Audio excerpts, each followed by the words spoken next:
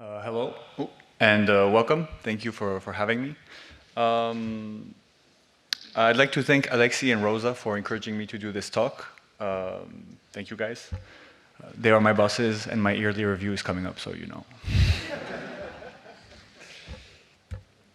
All right, so who am I? My name is Sebastien Crocquevieille. I'm French. This is my first time speaking at EuroPython, so thank you for coming to my talk. And I'd like to introduce my dog, Kimo. She's very cute. Right. So as a data engineer at Numberly, I've worked with Airflow in production for almost 6 years now. And I work with a standard data engineering stack, PySpark, Python, MongoDB, a bunch of other DBs like ScyllaDB, Hive, etc. I've been attending EuroPython since 2019 in Basel, and it's a great event, so thank you so much for attending and for hosting, for those of you who volunteer. And I flew from Taiwan to be here, so yeah, very excited about this event. Today I'll be talking to you about Apache Airflow and a little bit of what Calvin discussed earlier. I'll be talking to you also about how to have it on your local machine so you can test stuff. As this is an intermediary talk, we'll be mostly covering some but not all of the basics, so I might skip over some stuff, no big deal. I hope to convey some practical knowledge so that you can use Airflow on your own stuff. Before we begin with the actual presentation, here's some stuff that you shouldn't expect from this talk. So first of all, there will be no comparisons. I know that some of you may be Dagster fans. I understand that some of you are a little bit extreme. We can talk about it after the talk, no problem. But I won't be covering it because I have not tried any of those other solutions. I only have 30 minutes, so I'm going to avoid some complex stuff and just stick to some simple use cases, but I'm open to any questions. And this talk is also about memes. I like memes a lot, so I'll be showing it during the talk. Let's dive in. So I'm going to introduce Apache Airflow a little bit, and we're going to get to talking about it. So first of all, what is Apache Airflow? It's an orchestrator. An orchestrator is something that runs code in a certain way at a certain time and does so repeatedly. You can also call them schedulers. Same thing.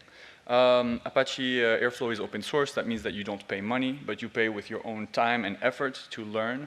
As a result, you get something that works pretty well and your skill increases, so that's something that we care about at Numberly. Another thing that's very important about Airflow that was showcased a little bit in the previous talk is the kick-ass UI. Having a good user interface allows you to empower non-tech people, which is very important for us. I work with a lot of PMs. They have some controls, they have some knowledge thanks to the interface. One of the key points is when a client calls and he's not happy because a file's not there or something's going wrong, he starts to pound on the PM via phone call or whatever. They can go check the UI, they can tell, no, everything is fine on our side, it's your fault, and they get independence and a little bit of resilience from that, so that's very important to them. Airflow is mostly in Python. It has a very active user and contributor base. There's like 15 different Airflow tags on Stack Overflow, and there's daily questions. There's a PR every like 3 to 4 hours. I checked this morning, it was 3 hours, so it's very active, and it's something that keeps developing. And as Calvin said, there's new features that keep coming out, and they're very useful. And finally, it's number 27 on the OSS rank, so that talks about its quality a little bit. So how would you go about installing Apache Airflow, and what exactly are you installing when you do so?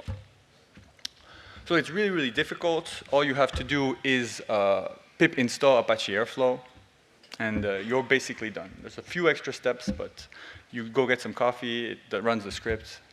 And it's a very much batteries included type of architecture, kind of like what Alexi mentioned in his talk. It's like Python. You take it, it just works, and it gives you a bunch of features more than just what you asked for.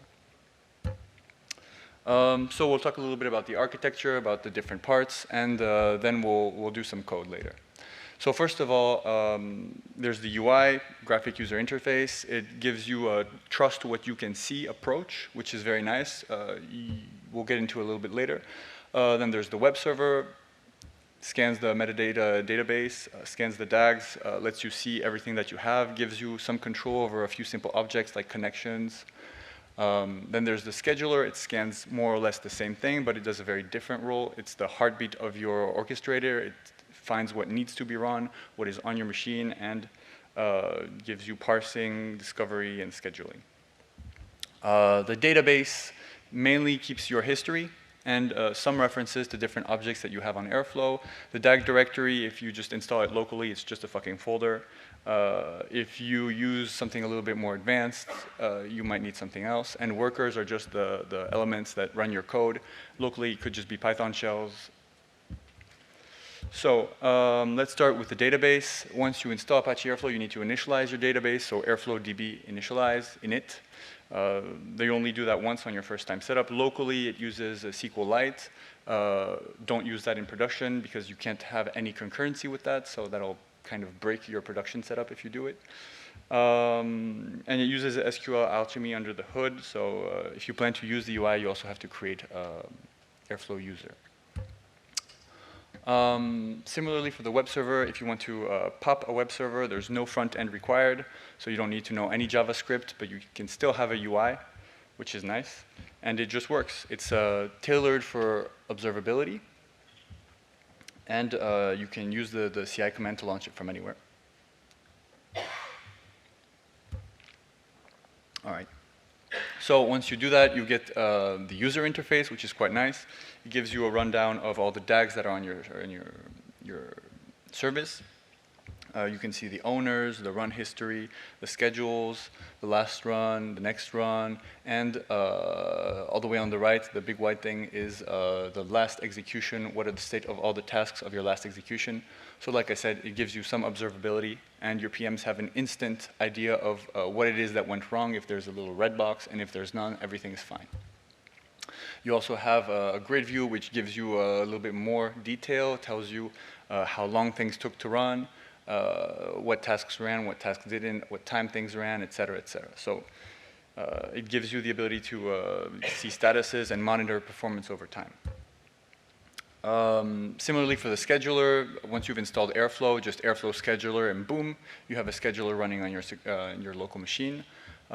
If you don't configure anything, it will run with a sequential executor, which, like we've said earlier, doesn't do any concurrency.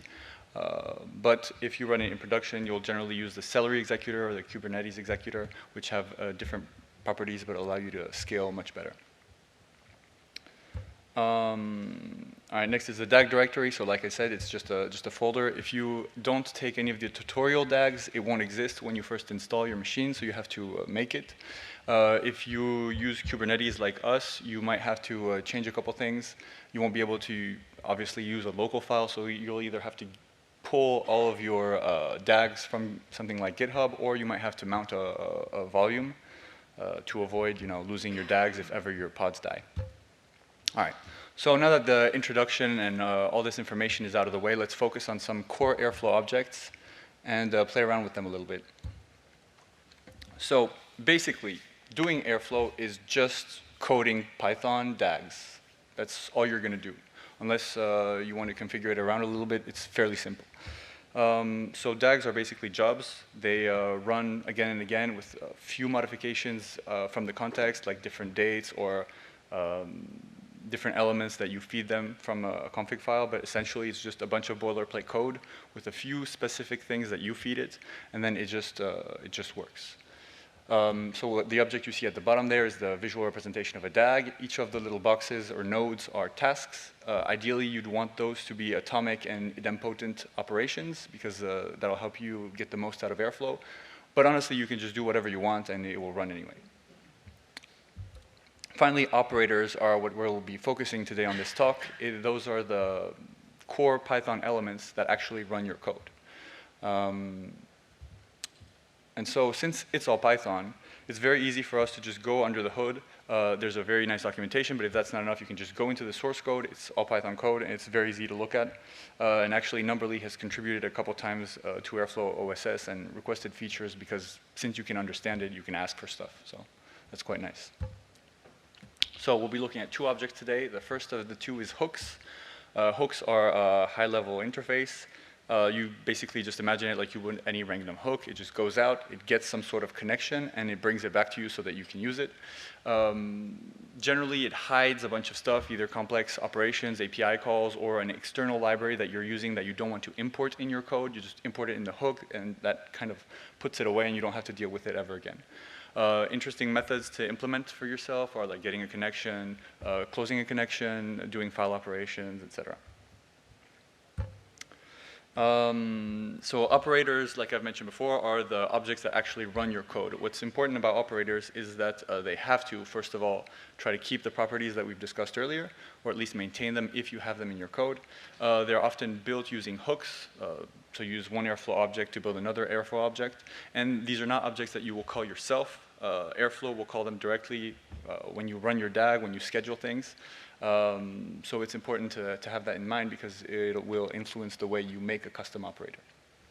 What's great about these is that since you don't call them yourself, you can basically generate 10,000 DAGs if you want, have them all call a bunch of operators with a bunch of different settings, and you can basically reuse your code with very little code.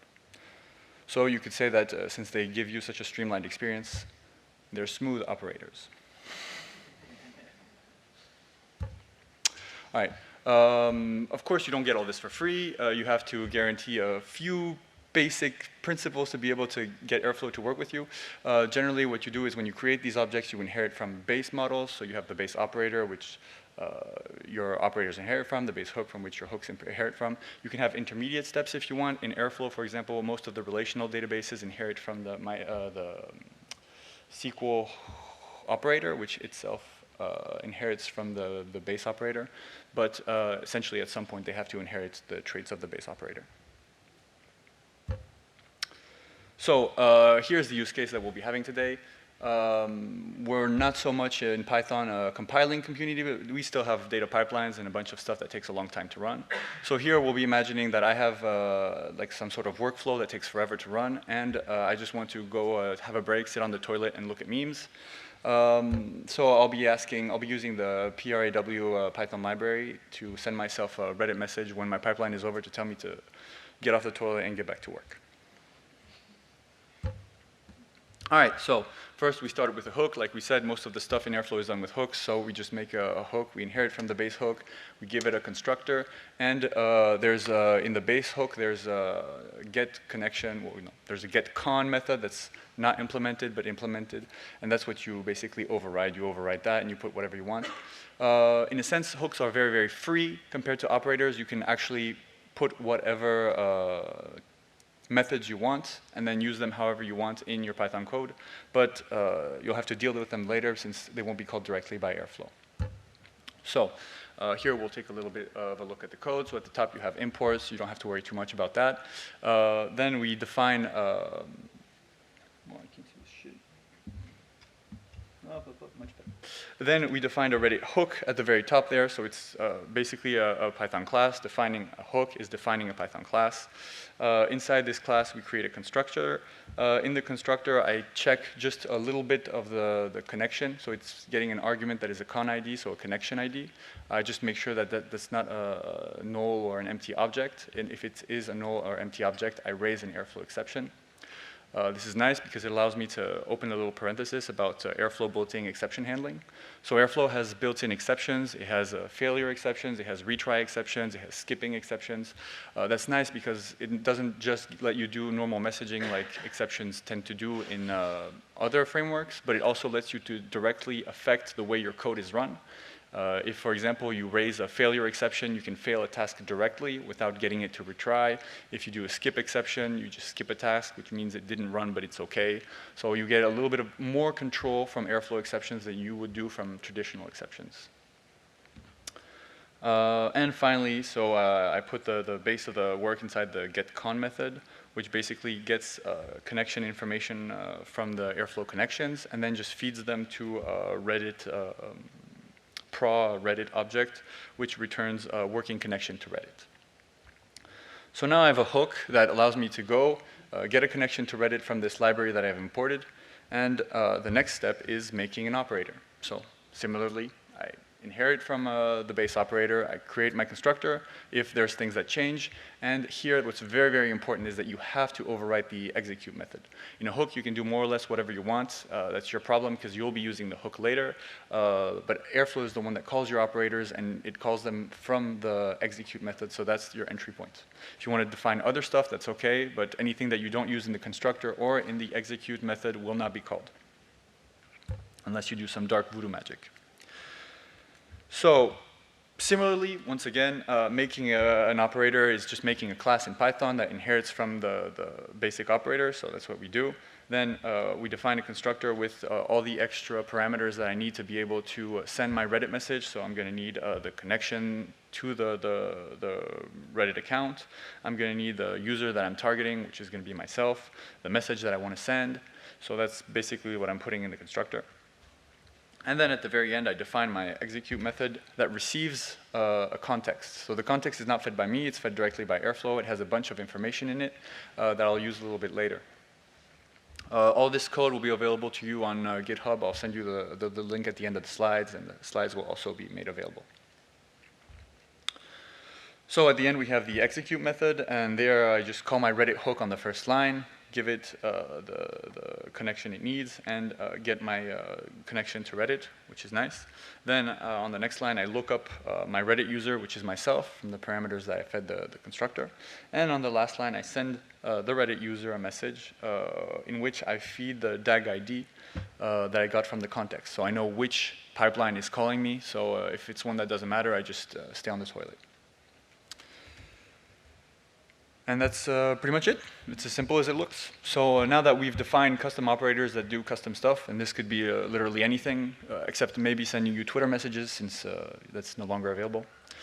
But yeah, so now since this needs a DAG to work with, let's just put it in one. And DAGs, similarly to all the Python objects we've discussed, are also a Python file. So you just put your imports at the top. We're going to need to import whatever operators we're using, DAG, and a bunch of time functions.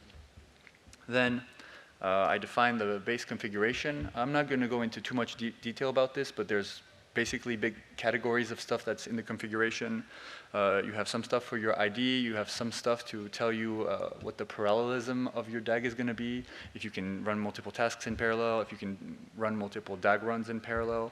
You have some error handling. Do I want to send emails? Do I want to send emails when it fails, when it retries? That kind of stuff. And the email that you want to send your built-in alerting emails to.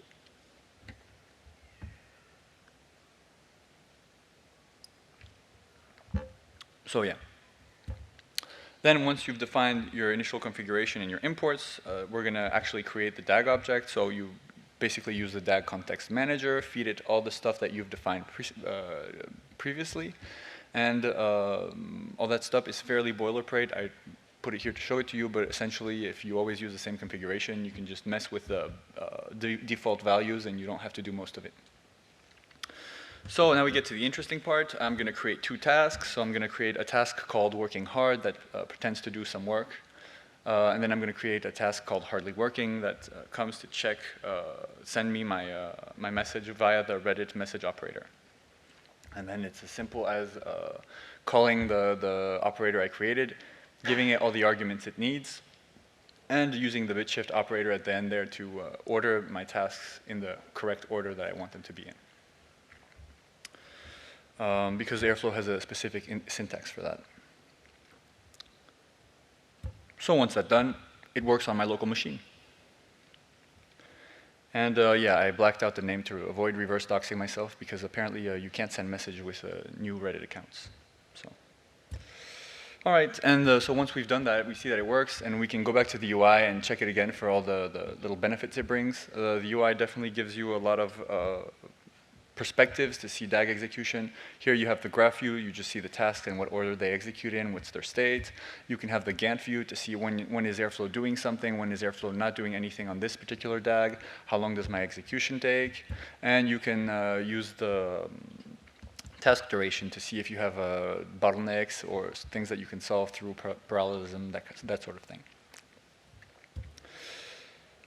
So I'm going to touch on a few more subjects, and then we're going to talk about Airflow in production at Numberly. But there's some cool stuff that you can do with creating your own operators. For example, templating is super easy to set in your operators. On any one of the fields that you have defined and that your operator uses, you just put them in the template fields, and voila, you have automatic Jinja templating in one line of code. And then you can use any of these macros inside your Jinja templates, or you can actually use Python functions inside of that, like datetime functions, etc. One of the pitfalls that you have to avoid when you're doing this kind of thing, when you're installing Airflow for the first time or when you're using it in production, is not worrying about your Python path. All your imports must be done from a path that's in the Python path. So here, for example, I directly put my GitHub repository in the DAGs folder. So if I want to get my object, I have to go in the DAGs folder, then get my file. So from repo name.mymodule, I have to import my object. If you were to do this in production, I'd recommend having either an installed library or a specific folder that you define and add to your Python path with all your custom operators. But as long as it's on your machine, you can do this kind of thing. All right. Now, let me give you a few numbers and some information about what, how we run Airflow in production at Numberly. So we're a pretty big company, but we don't have 10,000 DAGs. Thank you. So it's about 600 active DAGs in a single Airflow instance. We use Kubernetes for execution. The running consumption is around a fourth of a CPU and 1.5 gigs, but these are pretty beefy CPUs. And the DAG parsing times vary from 5 microseconds to 0.5 seconds. 0.5 microseconds to 0.5 seconds. The 0.5 seconds is for more dynamic DAGs with lots of generated tasks, which is very coherent with the previous talk. And we've been doing this for about 7 years. So here are some of the features that we use in Airflow in production. So we love the Airflow API. It's very useful. You get a lot of information from it. You can trigger DAGs dynamically from it, make it interact with a lot of stuff. It comes with its own documentation directly in the web UI, and you don't really have to deal with that. And the security settings are already pretty much set up, so that's very nice. We like to use sensors a lot too. They are operators that basically check if something has happened or not, and if it has, they do something. If it hasn't, they fail. Python virtual env operators, which allow you to run your code in a virtual env so that you can use libraries you don't want to install in production. And obviously our custom Airflow objects. An important point about this is that we use a homemade Airflow helpers library, which allows us to get as many people and the data teams to have a collaborative effort into creating these objects. It's really simple, just like you saw. You can just get a PR from anyone, review it, and bam, you have a new tool that anyone can use. And it also helps raise everyone's knowledge of Airflow, which, as we've said, is full Python, and so it's fairly accessible. Here are some of the stuff we don't use yet. I'm not going to go into the detail of it, but the list is here for reference. If you want to talk about it, you can come see me after the talk. Thank you so much.